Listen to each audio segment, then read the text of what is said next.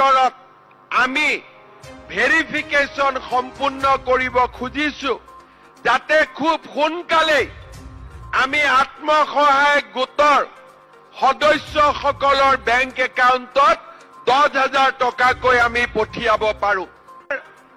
মুখ্যমন্ত্ৰীৰ উদ্যমিতা আঁচনি যি আঁচনিৰ জৰিয়তে আমাৰ আত্মসহায়ক গোটৰ সদস্যসকলে লাখপতি বাইদেউ হবৰ বাবে 10,000কৈ টকা পাব।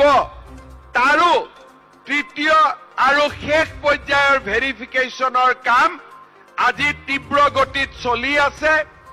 28 তাৰিখৰ ভিতৰত এই মাহৰ 28 তাৰিখৰ ভিতৰত আমি ভেৰিফিকেশ্যন সম্পূৰ্ণ কৰিব খুজিছো যাতে খুব সোনকালে আমি আত্মসহায়ক গোটৰ সদস্যসকলৰ বেংক একাউণ্টত 10,000 টকাকৈ আমি পঠিয়াব পাৰো।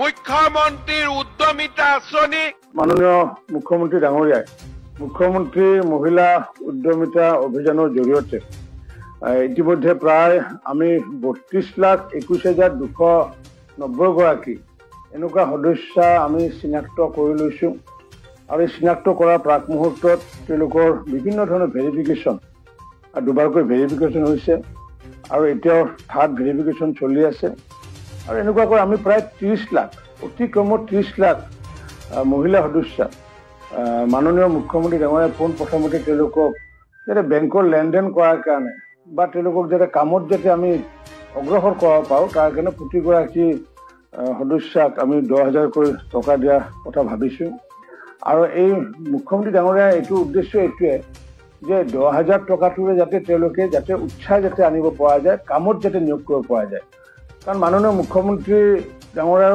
সপোন এটাই যে যেতিয়ালৈ আমি অসমৰ মহিলাসকলক আমি আত্মনিৰ্ভৰ কৰিব নোৱাৰিম তেতিয়ালৈ আমি অসমখন আমি আত্মনিৰ্ভৰ কৰিব নোৱাৰিম।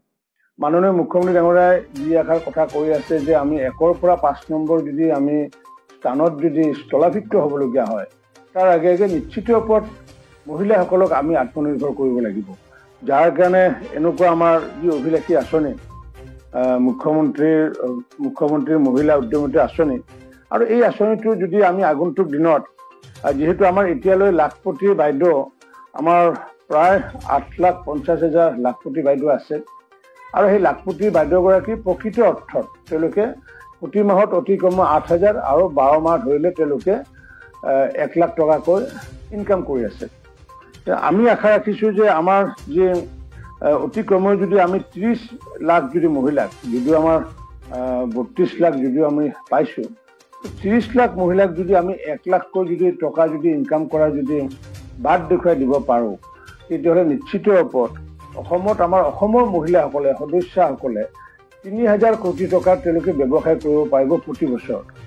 আমি হাকহে দিছোঁ কাৰণ চৰকাৰী কৰ্মচাৰীয়ে অৰুণোদয় ল'লে তাৰ এটা বেড প্ৰেক্টিছ হ'ব কিন্তু মধ্যাহ্ন ভোজনৰ ৰান্ধনি আশা কৰ্মী অংগনবাদী কৰ্মী এওঁলোকৰ দৰমহা আমি কেনেকৈ বৃদ্ধি কৰিব পাৰোঁ তাৰ বিষয়ে বিত্ত আয়ুক্তৰ নেতৃত্বত এখন কমিটিয়ে কাম কৰি আছে আৰু বাজেটৰ সময়ত আমি কি কৰিব পাৰোঁ তাৰ বিষয়ে আমি জনাম কিন্তু অৰুণোদয় আঁচনি লোৱাটো উচিত নহয়। আমি মধ্যাহ্ন ভোজনৰ ৰান্ধনিসকলক অৰুণোদয় দিব হাক দিছোঁ দিব দিয়া নাই আমি হাকহে দিছোঁ কাৰণ চৰকাৰী কৰ্মচাৰীয়ে অৰুণোদয় ল'লে তাৰ এটা বেড প্ৰেক্টিছ হ'ব কিন্তু মধ্যাহ্ন ভোজনৰ ৰান্ধনি আশা কৰ্মী অংগনবাদী কৰ্মী এওঁলোকৰ দৰমহা আমি কেনেকৈ বৃদ্ধি কৰিব পাৰোঁ তাৰ বিষয়ে বিত্ত আয়ুক্তৰ নেতৃত্বত এখন কমিটিয়ে কাম কৰি আছে আৰু বাজেটৰ সময়ত আমি কি কৰিব পাৰোঁ তাৰ বিষয়ে আমি জনাম কিন্তু অৰুণোদয় আঁচনি লোৱাটো উচিত নহয়।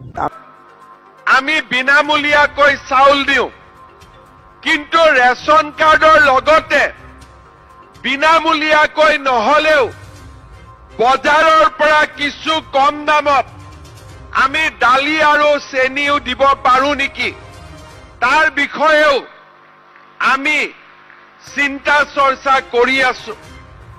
আমি ভাবিছোঁ যে আমি যদি 4জনীয়া এটা পৰিয়ালক অন্ততঃ 1 কেজি দালিও বজাৰতকৈ যদি 25-30 টকা কম দামত দিব পাৰো, বিনামূলীয়া চাউল আৰু কম দামৰ দালিৰে আমাৰ পৰিয়ালটো যথেষ্ট উপকৃত হ'ব পাৰে। তেনেকৈ চেনিৰ যদি বজাৰৰ দাম 70 টকা, আমি যদি 15 টকা 20 টকাও কমত দিব পাৰো, তেতিয়াহ'লে তাৰ পৰাও বহু ৰাইজ উপকৃত হ'ব পাৰে। আজিলৈকে অসমত আমি তেনেকুৱা কৰা নাই। কৰিব যাওঁতে কেনেকুৱা অসুবিধাৰ সন্মুখীন হ'ম সেই বিষয়েও মোৰ বহুত আইডিয়া নাই। কিন্তু আজিৰ পৰা এমাহ আগতে আমাৰ বিষয়াসকলৰ লগত মই কথা পাতিছো, যাতে আমি এনেকুৱা ব্যৱস্থা লাহে লাহেকৈ যাতে আমি আৰম্ভ কৰিব পাৰো। এই বিষয়ে ৰূপৰেখা প্ৰস্তুত কৰিবৰ বাবেও মই খাদ্য আৰু অসামৰিক যোগান বিভাগক ইতিমধ্যে দায়িত্ব দিছো আৰু মই আশা কৰিছো যে আমাৰ এই বছৰৰ বাজেটত এই বিষয়ে আমি কি কৰিব পাৰো তাৰ উল্লেখো আমি কৰিব পাৰিম। অৰুণোদয় আঁচনিৰ হিতাধিকাৰী আমি গাঁও সভাৰ জৰিয়তে চিনাক্তকৰণ কৰোঁ আৰু গাঁও সভা এইবাৰ আমি ৰাজহ গাঁৱৰ পৰিৱৰ্তে আমি প্ৰতিটো পুলিং বুথ অৰ্থাৎ নিৰ্বাচনত ভোট দিয়াৰ বাবে আমি যি বুথ কেন্দ্ৰ ৰচনা কৰোঁ, সেই বুথ কেন্দ্ৰ অনুসৰি এইবাৰ আমি গাঁও সভা অনুষ্ঠিত কৰিব বিচাৰিছো। আজিৰে পৰা অৰ্থাৎ 15 ডিচেম্বৰৰ পৰা 28 ডিচেম্বৰ পৰ্যন্ত অৰুণোদয় হিতাধিকাৰী নিৰ্বাচনৰ বাবে গাঁও সভা অনুষ্ঠিত হ'ব। এটা কথা মনত ৰাখিব, যিসকলে অৰুণোদয় ইতিমধ্যে পাই আছিল তেওঁলোকেও পুনৰ এবাৰ এই গাঁও সভাৰ জৰিয়তে নিৰ্বাচিত হ'ব লাগিব। কাৰণ এইবাৰ আমি অৰুণোদয়, আধাৰ আৰু ৰেচন কাৰ্ডৰ লগত সংযোজন কৰিম, যাতে এই আঁচনিখনৰ স্বচ্ছতা সকলোৱে দেখিবলৈ পায়। কেতিয়াবা আমি অৰুণোদয় হিতাধিকাৰীক ফোন কৰোঁ যে আপুনি অৰুণোদয় পাই আছেনে? ফোনত কথা কোৱা মানুহজনে কয় মই অৰুণোদয় পোৱা নাই। পিছত গম পোৱা যায় যে একেটা ফোন নম্বৰে কেইবাজনো হিতাধিকাৰীয়ে ব্যৱহাৰ কৰাৰ বাবে এনেকুৱা পৰিৱেশ দেখিবলৈ পোৱা যায়।